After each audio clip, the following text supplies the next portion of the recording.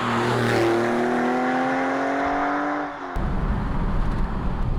welcome back to the Stay Tuned channel. I'm Tony Angelo, and this is the story of my dirt cheap Porsche 911. And the story goes like this. I always wanted a 911. In 2008, they became affordable, and then all of these outlaw, you know, designer jean wearing dudes put the prices through the roof, and became like, you know, over $100 billion for a 1981 Porsche 911 Turbo. And I was like, I'm never gonna buy one of those. I don't think I love 911s anymore. And I went on a shoot. I was doing a roadkill shoot, which is on Motor Trend, by the way. That's what I do most of the time. You can check that out in sub if you want. With my buddy Jeffrey Bovington, who is a bit of a ripper, especially for a journalist. And he had this regular standard fare 911 for the weekend. And we took it up Angelo's Crest, and I drove it, and I was like, this car is insanity. It rules. I have to, like, I'm back in love. How do I get one? And he was like, here's a fun fact. Buy a 996. Nobody cares about them because they have the goofy headlights, but also turns out they are true, awesome Porsche 911s. They drive great. They're a great price. You should get one. And I was like, okay, maybe. But I wasn't still fully convinced. And then this car fell in my lap. It's a 1999 911 Carrera 2 rear-wheel drive model, convertible. I was at a party at my old Brooklyn apartment with some of my buddies, and we were leaving in the morning. Brendan Jones was going to drive me home. We are in the parking garage, and I see this dusty black 911 that looks like it's been sitting there for 15 years. And it's, you know, it's clearly got like cobwebs on it. People had written on the windshield in the dust. It was sad. And I was like, what is the deal with this car? And he said, it's our buddy Nick's, who I'd met once or twice. I don't know, it's broken, it doesn't move, it's been sitting forever. He probably wants to sell it. And I was like, see what he wants for it, we'll see what's up. So about a week later, Brendan hits me up and he was like, you can get the car. We talked price. I wound up picking up this car for $5,000 with what was told to me as a wrecked transmission, right?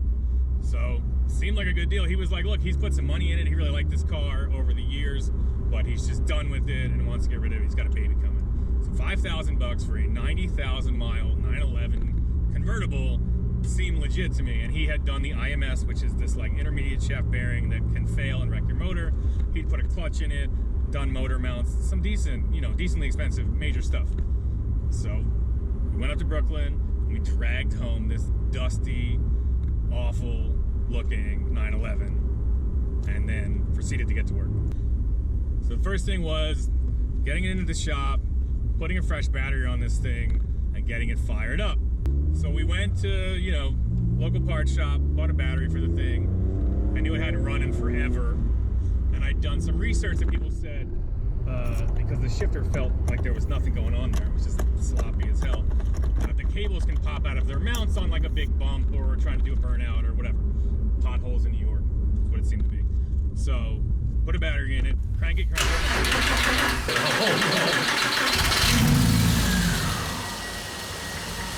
Is it running? Is it? You hear that? You hear that ticking though? It sounds awful for like 3 seconds and then starts to sound fantastic. So we're stoked. Like, awesome. Sounds good. We've got a car. What can we do about the shifter? Jack it up. Both of the shift cables are out of their mounts, and we're like, all right, well, that's a smoking gun. What are we gonna do? Put them back in, throw some zip ties on them, and see if we can start driving the car. And it like would go into gear or crunch like 50-50 in the first.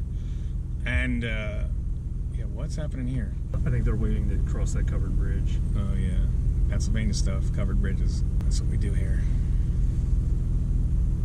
Covered bridges, yeah. So the car's fired up, I put the shit out. So once I got it running, oh my God.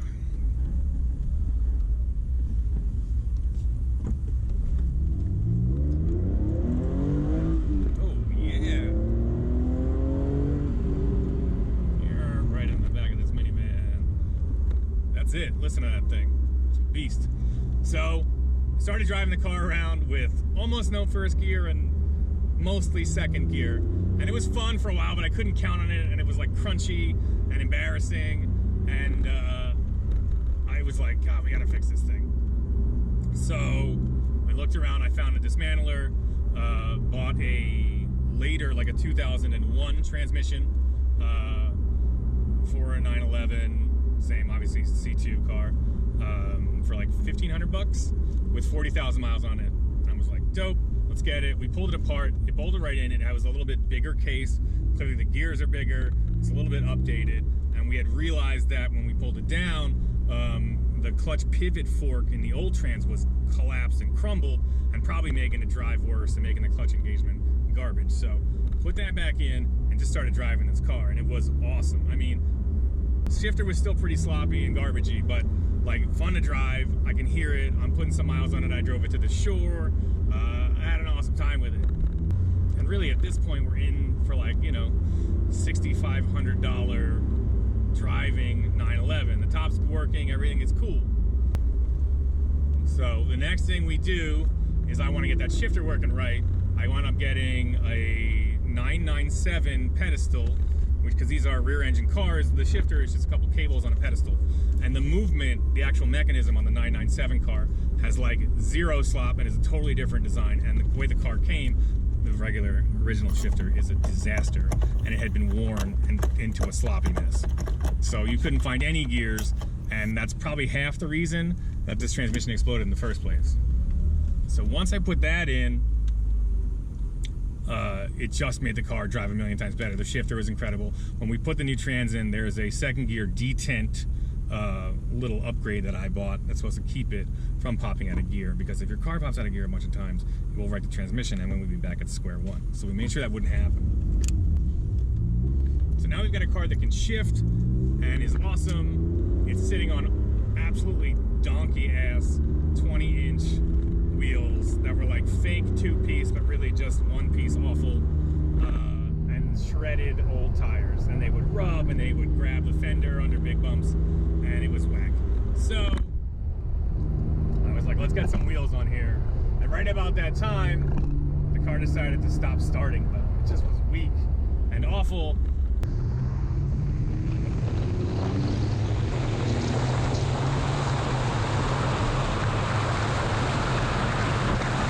But every morning it does not want to start. And I know I've got a new battery in there, so I start running down other stuff. Ground cables, starter connections, all these sorts of things. And is the alternator bed, is it charging? So I got to figure this stuff out.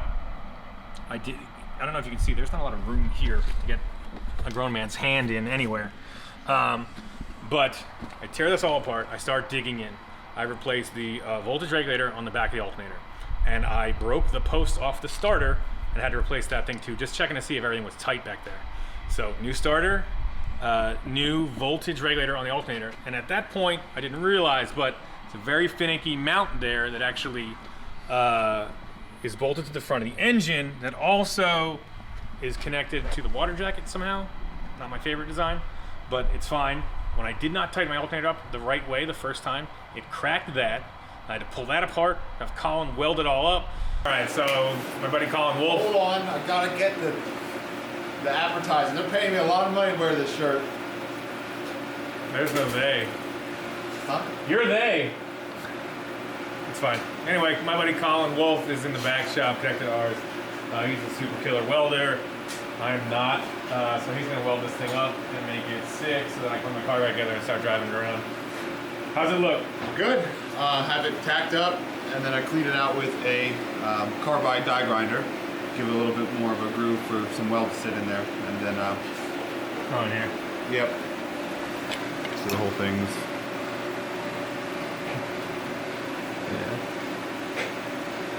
helps clean out the metal, gets it down to some clean stuff, and lets the filler rod do a little bit more work. Okay. Sweet.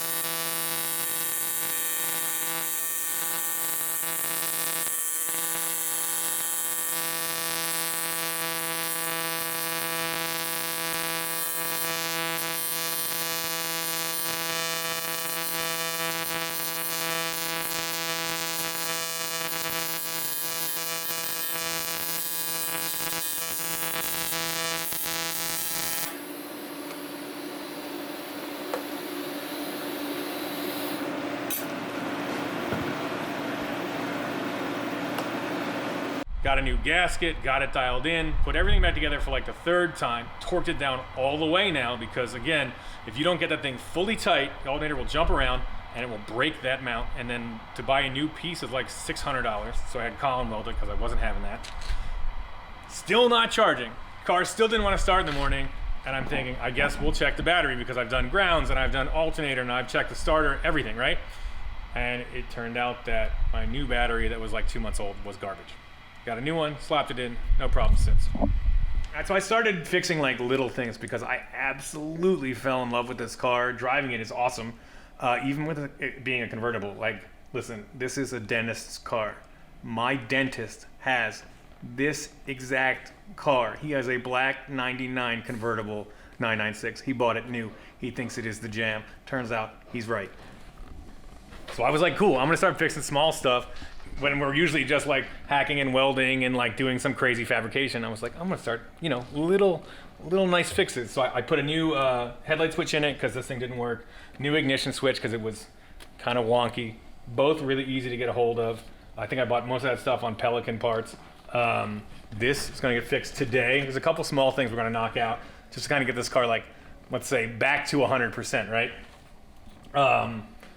So we're gonna fix these clips, this trim panel back here, that keeps these little roll hoops for when you wreck it. These pop out and keep your head from getting crushed. Little like instant roll bars. This panel is wrecked, and as you can see, it's like a really hard garbage plastic. I bought one from like Lithuania on eBay. Put that on. The hood shocks are gonna get changed out. Then we're just gonna do engine oil and filter and kind of call this thing legit. So I've been driving this car a ton and using it for errands, picking up groceries, whatever. And this like front trunk has fallen down on my head a bunch of times, which is mad embarrassing. And your Porsche can't be having that. The fun stuff you do get to hear though is like some lady hit me up at one point and said, she was like, why don't you have an engine? And I was like, lady, it's got an engine, how would it go? And she was like, well, my husband's Tesla. And I was like, it's got an engine in the back. It's a Porsche. All right, lift up. One more. Go off, one more. Dope. There she goes. Nice and easy. One little tip I'll give you is when you go to take these off, like that old one right there, just pry this spring clip just enough to get it to come out of its mount. That will sort of release it and let you pull the thing out. You can pull it out without doing that, but it takes a ton of force and you're gonna wind up throwing it across the car. Give this a little pull. See, that's pulled out already. That little tab that grabs this thing is now halfway released. It's gonna be a little bit easier to pop off.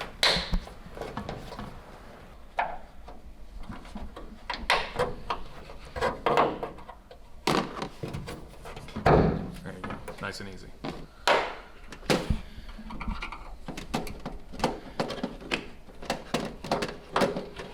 There it goes, nice and easy.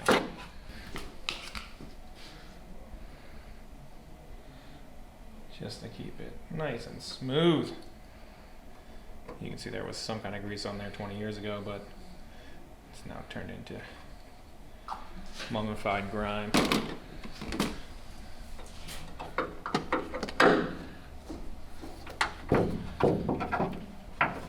I'll hold it.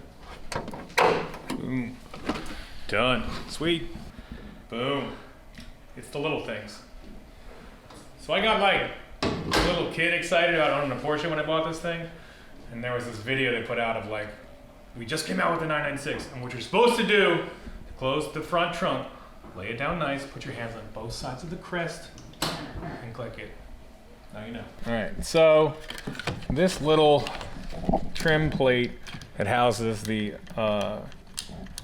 mirror controller has been falling off since I got this car, and it makes me nuts. But luckily Pelican has these little blue clips, because these have been shoved so far inside that they are worthless and broken off. So what I'm gonna try to do is shove them out the way and put a new clips sort of next to them. You guys can go out of my face. And they have a flat on them, so I'm gonna try to get them the right orientation.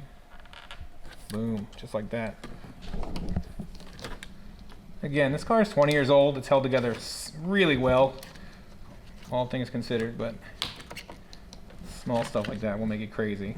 Every time you get in your car, this falls out, you know, can't have that. But it looks to be a pretty easy fix.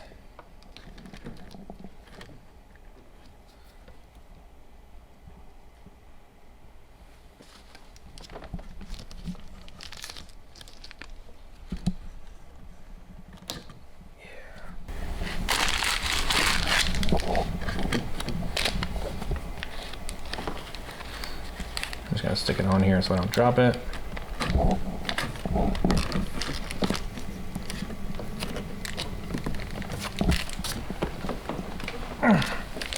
Does this switch work? No.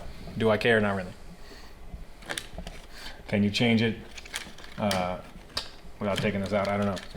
But I'm gonna worry about keeping it together first. Also, like, once you set up your mirrors once, what are you gonna, leave it alone. No big deal. Somebody else should be driving your sweet 911.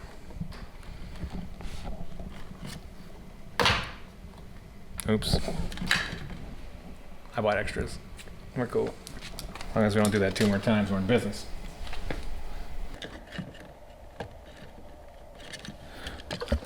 Dope.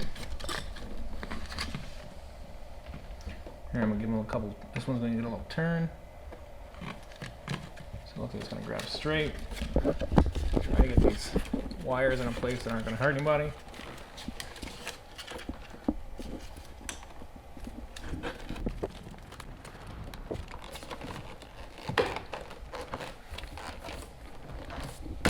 Boom. Sweet. Look at that. Like a $2 fix months later, but look, perfect.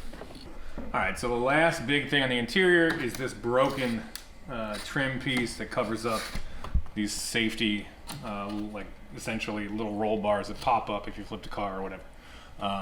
Super hard, sun beat plastic, very brittle, awful. I bought a used one online from eBay. I think it was from Lithuania, with not a bad price. So I'm just going to hold this key like this. Watch that convertible move, and right there I'm going to stop and assume that we can get to these bolts and pull that thing out. Here it is. Seems to be in one piece, I think. Ooh, late on that.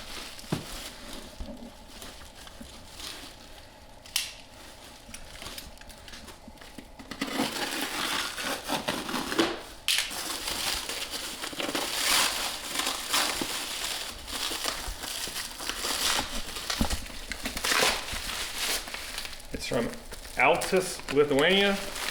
I got it on some Facebook group. 911.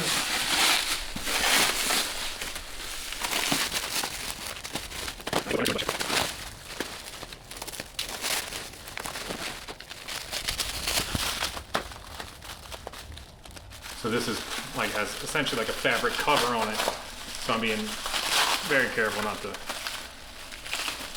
cut it from that side at all. I tore the fabric cover off of mine because it was flapping in the wind. It was a mess.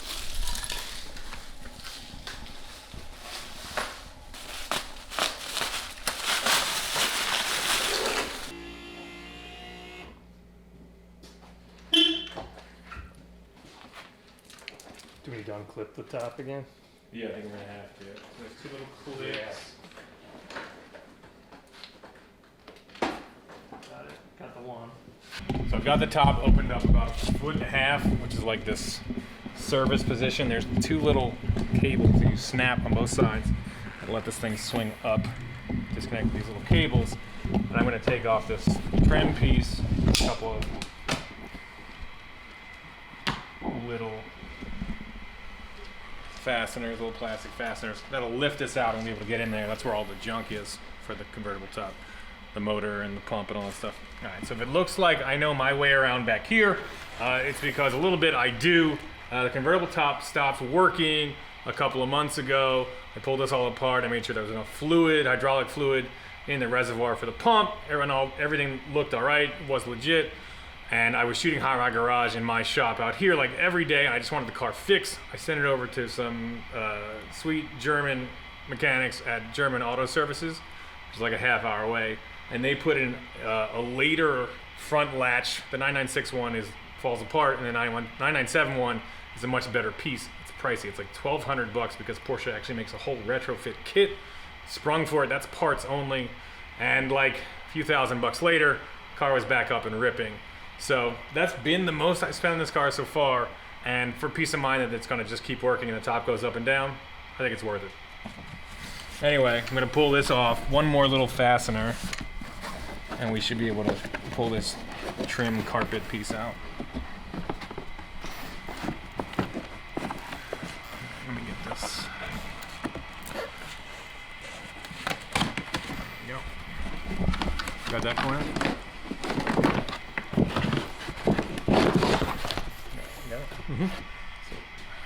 So clearly there's a screw here, and then we're gonna look around for the rest of them because I'm not seeing any too much hardware. This is all part of the piece, I believe. So I've got the new one here. Yeah, I'm just gonna pull it up and lay it back. Clearly that's one of them. And then if I go underneath, that looks like a screw mount here. So we'll have to pop these little panels out over there too. Maybe all of it? So I'm not seeing. Is there something around the front side? Look at the new one of them.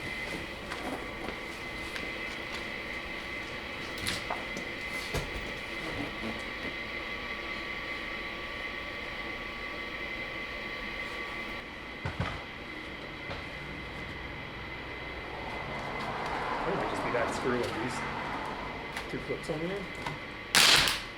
Nope. It could be still. The plastic's just really weak, you know? No, I broke it out of something here. Yeah. There's screws here. Well, there you go. That's where the screw is. So it looks like we gotta hold the seat down. How I do you gotta do take that? this panel off. Why do you do that? Oh, I see it. Okay. Yeah, we're learning. Yep. All right. So I theorized when Pat said to yank on that, that was all I was holding it on. Turns out it wasn't. No big deal. We get this panel out the way. This is your little instant roll bar, which is pretty cool. And then we've got some more screws here.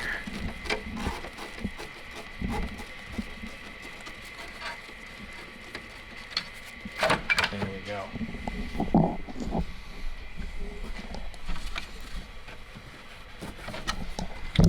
And we definitely could have Googled this, but where's the fun in that? I'm gonna put the hood, excuse me, roof up a little bit, free this guy up, and toss it.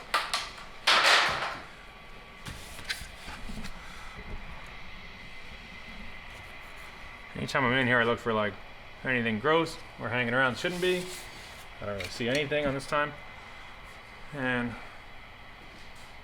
give these guys a quick wipe. So yeah, this car is new enough, and it's pretty cool. And these are like some spring-loaded roll bars. Flip the car over, these spring up, and keep the roof from collapsing and either killing or dismembering you. Pretty sweet. I'm gonna take this little anchor out. Screw. Just gonna lay the new guy in there. Take off this dog hair that made it all the way from Lithuania.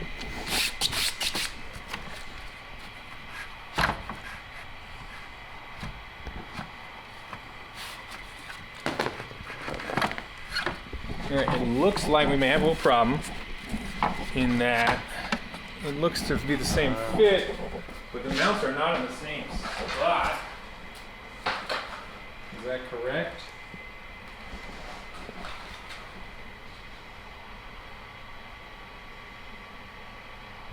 Yes and no. All right, so center mount's in the same spot. The reason we couldn't find the other ones is because they're not on there. Maybe we'll make a couple little tabs or something. Hold it down. What do you think? Yeah. You have that plastic welding kit? I do. Could use that, or if these mounts exist in the car, see those top screws? We'll just use those instead, the ones we couldn't find because they're not on this car. Yeah, yeah. So there's difference. So there's, the difference is here and here, not there. And this tab, not there. We'll figure it out. So we're finding out, can you see this? Yeah. So we've got the back mounts in place. This is probably a later piece with different mounts. It would mount, so something we don't have over here. So we're just gonna put little angle L's of aluminum, rivet them in, drill through and screw them in there. Kind of a pain in the butt. All right, so the roll bar cover that I wound up buying from Lithuania is probably for a slightly later car. It's a little bit of a revision, and it would have had a couple screws in here to hold the front down. Earlier car has 2 screws in the front, but there's nothing coming off our piece. There's nothing coming off our piece to grab it, so I believe with a little bit of angle aluminum, rivet it up into this piece, we'll be able to screw it in, and it should work fine. I did test that it lays down right, so that means got the back screwed in place, and it seems to fit just right. These other trim pieces come up and meet it. Everything is legit. A little bit of a gap back here, but I think that's the way it's supposed to be. So all I'm gonna do is make these front mounts, and it should be good. We're gonna come in here, mark depth and center position of the hole. We will cut probably 5/8 pieces of this angle aluminum, screw it in, be good to go.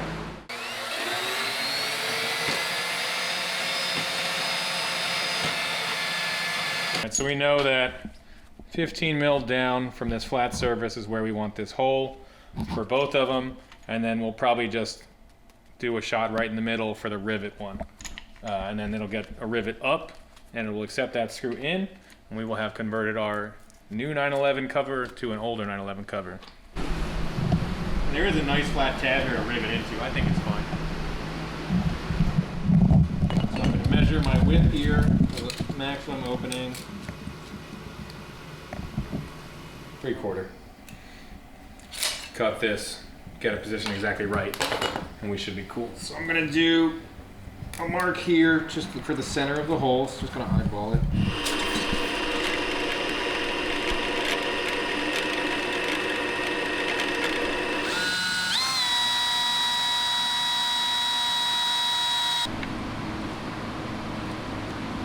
Yeah. Pretty damn perfect. We use a lot of rivets in race car stuff because you put them on once, they stay strong, and they're nice and light.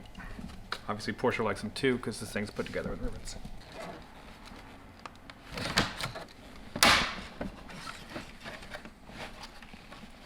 Well, that ain't the snap I wanted. It's alright, it happens sometimes. Yeah. I'll just take the I've got enough crush. I'm just.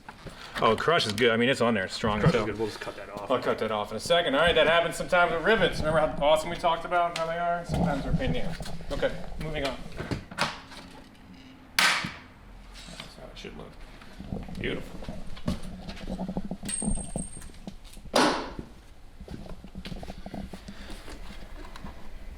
Look at that. Boom. Look at that thing, like a glove, baby.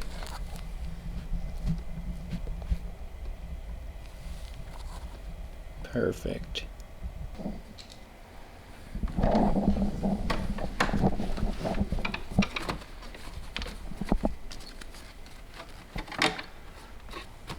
That's a perfect gap, I think.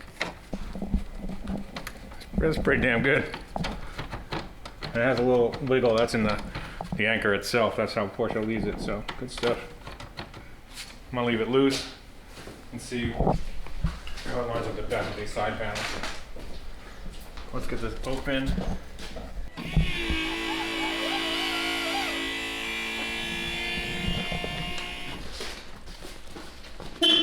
Lift this up.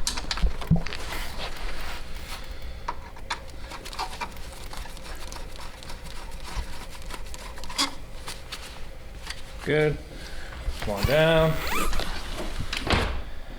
Go the other way. Give this thing a workout tonight. Cool. And then, actually, I'm gonna go all the way.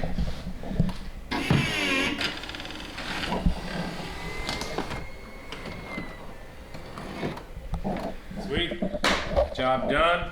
Trim panel looks awesome. Everything fits good. Carpet's back in, cables attached. We are done back there. So just knocking some of the brake dust off. These are the wheels I put on here. These are 997, so later Porsche Carrera 2S wheels. They call them lobster forks. Or no, they call them lobster claws, which is wrong. They used to call them lobster forks because these look like lobster forks. I don't know if you guys are fancy Porsche guys and eat your lobster with a fork, but that's what it looks like. Anyway, I put these things on. They're 19 by 8 and 19 by 11. In the back, wrapped them in some Falcon Zenith FK510 tires that are absolutely bitchin' and transform the car. Instead of having those awful 20-inch rims with rack tires pointing all different directions, put these on, got it aligned. The car is a ripper now. So, all good stuff. I got these cheap. I think I got paid under $1,000 for the wheels.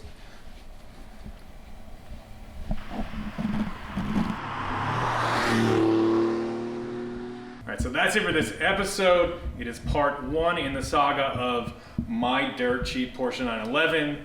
All in, I tallied it up, we're here for about $11,800 in parts, including the fancy top latch. Now that is for a car that does everything awesome and basically everything works. I think that's pretty good for a sweet Porsche 911. Like this video, we've got tons of awesome stuff coming up. Don't forget to like and subscribe to Stay Tuned channel. We've got tons of awesome stuff coming up. I will see you guys in the comments. Later.